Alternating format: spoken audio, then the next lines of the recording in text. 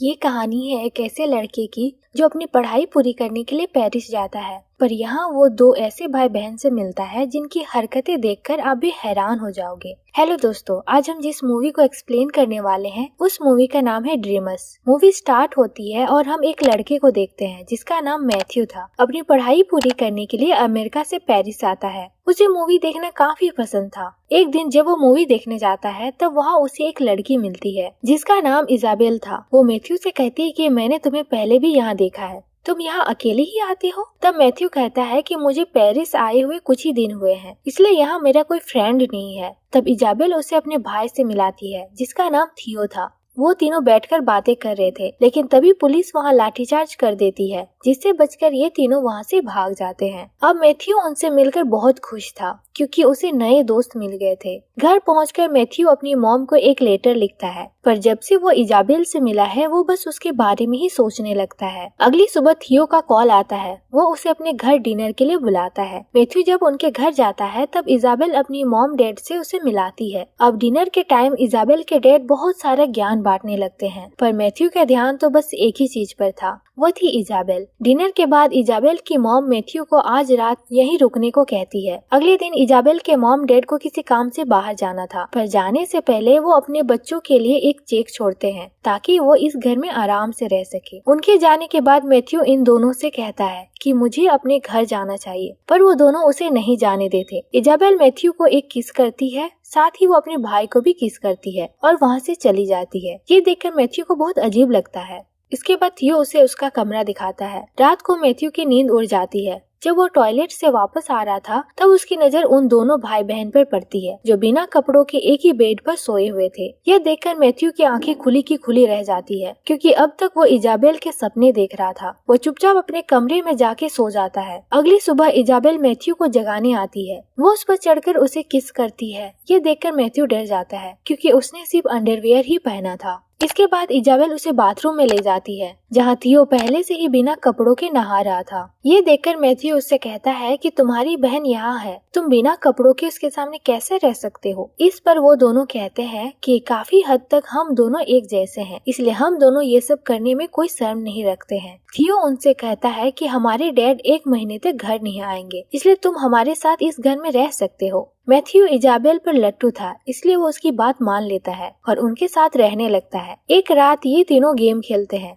जिसमें दोनों भाई बहन एक्ट करते हैं और मैथ्यू को उस मूवी का नाम बताना था, पर अगर वो हार गया तो उसे एक डेयर पूरा करना होगा। पर यहाँ मैथ्यू वो गेम जीत जाता है। तब वो दोनों भाई बहन कहते हैं कि हमें ऐसे ही किसी इंसान की तलाश थी जिसके साथ हमें एक गेम पूरा करना था। इसके बाद ये तीनों एक आर्ट गैलरी में जाते हैं। वहाँ वो तीनों रेस लगाते हैं, यही उनका डेयर था। वापस लौटते टाइम बारिश होने लगती है जिससे ये तीनों भीग जाते हैं। अब ये तीनों घर आते हैं। तब थियो मैथ्यू को अपने कपड़े देता है और ड्रिंक लेने चला जाता है। यहाँ अलमारी से मैथ्यू को इजाबेल की फोटो मिलती है जिसे वो अपने प्राइवेट पार्ट में छुपा लेता है। जब थियो वापस आता है तब वो तीनों साथ में बैठकर ड्रिंक करते हैं। इजाबेल फिर से वही गेम खेलने लगती है, पर इस बार वो थियो के साथ खेल रही थी जिसमें थियो हार जाता है। तब इजाबेल उसे एक डेयर देती है जिसमें थियो को एक फोटो के सामने मास्टरबेट करना था। थियो बिना किसी शर्म के उन दोनों के सामने मास्टरबेट करने लगता है। इजाबेल के लिए तो ये सब नॉर्मल था, पर मैथ्यू ये सब देखकर हैरान हो जाता है क्योंकि थियो अपने बहन के सामने ये सब कर रहा था। अगले दिन मैथ्यू अपने मित्रों से कहता है कि मेरी भी तो सिस्टर है, पर उन्होंने मुझे कभी ऐसा काम करने को नहीं कहा।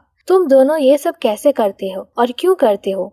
तब थियो उससे कहता है कि हम दोनों जुड़वा हैं। जब हम दोनों पैदा हुए तब हम दोनों एक दूसरे के साथ जुड़े हुए थे। हमारा शरीर अलग है पर हमारा दिमाग एक है और हम एक दूसरे के बिना जिंदा नहीं रह सकते। एक दिन फिर से ये तीनों गेम खेलने लगते हैं जिसमें एक को मूवी का डायलॉग बोलना था और दूसरे को उसी मूवी का नाम गेस करके बताना था। अगर वो नहीं बता पाया तो उसे भी एक डेयर दिया जाएगा। पहले थियो एक मूवी को एक्ट करता है, पर उन दोनों को कुछ समझ में नहीं आता, जिस वजह से मैथ्यू और इजाबेल को एक डेयर पूरा करना पड़ता है। थियो उन्हें सबके सामने घपाघप करने को कहता है। अब डेयर के मुताबिक इजाबेल अपने कपड़े उतारने लगती है, लेकिन मैथ्यू को बहुत शर्म आ जाती है, इसलिए वो अपनी इज्जत बचाने के लिए बाथरूम में चला जाता है। जब वो बाथरूम से बाहर आता है तब थियो उसे पकड़ लेता है और दोनों भाई बहन मिलकर उसके कपड़े उतारने लगते हैं। तब मैथ्यू के प्राइवेट पार्ट में इजाबेल की फोटो मिलती है, जिसे देखकर वो दोनों हंसने लगते हैं। इसके बाद मैथ्यू इजाबेल के साथ गपागप करता है। यहाँ मैथ्यू को पता चलता है कि अभी भी इजाबेल वर्जिन है। इजाबेल मैथ्यू को बताते हैं कि हम दोनों एक साथ सोते जरूर हैं, लेकिन हमारे बीच कोई भी फिजिकल रिलेशनशिप नहीं है। ये सुनकर मैथ्यू उससे कहता है कि अगर ये बात तुम्हारे पेरेंट्स को पता चली तो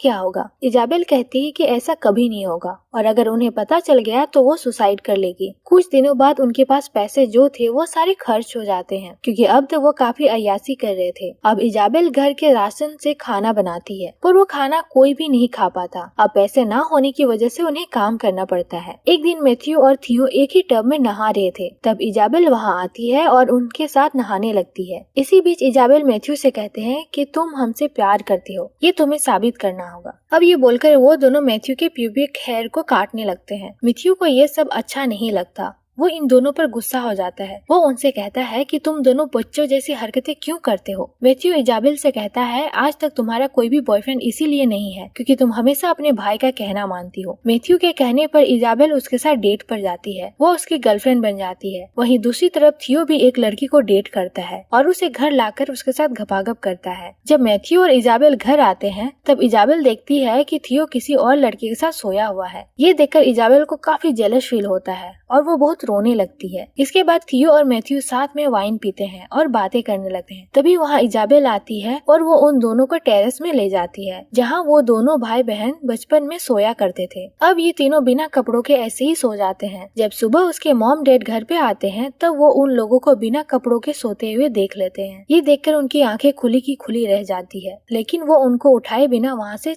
एक चेक छोड़कर चले जाते हैं। जब इजाबेल उठती है तब उसे वही चेक मिलता है, जिसे देखकर वो समझ जाती है कि उसके मॉम डैड को सब पता चल गया। इसके बाद वो सुसाइड करने का फैसला करती है और गैस पाइप लेकर सो जाती है। लेकिन बाहर रेवोल्यूशन हो रहा था। एक पत्थर खिड़की से उनके घर में आ जाता है, जिससे ये दोनों भी जाग जाते हैं और ये तीनों भी रेवोल्यूशन में शामिल हो जाते हैं। थियो सबसे आगे जाके रास्ता रोक रहे पुलिस वालों पर पत्थर फेंकने लगता है। मैथ्यू उसे काफी समझाता है पर वो मैथ्यू की बात नहीं मानता। इजाबेल भी थियो का साथ देने लगती है और वो दोनों वहाँ से चले जाते हैं। अब मैथ्यू उनका साथ नहीं दे सकता था, इसलिए वो वहाँ से चला जाता है। इसके बाद पुलिस फोर्स सब पर लाठीचार्ज कर देती है और यहीं पर ये मूवी एंड हो जाती है। अगर वीडियो अच्छा लगा तो प्लीज लाइक शेयर और सब्सक्राइब करें। Thanks for watching.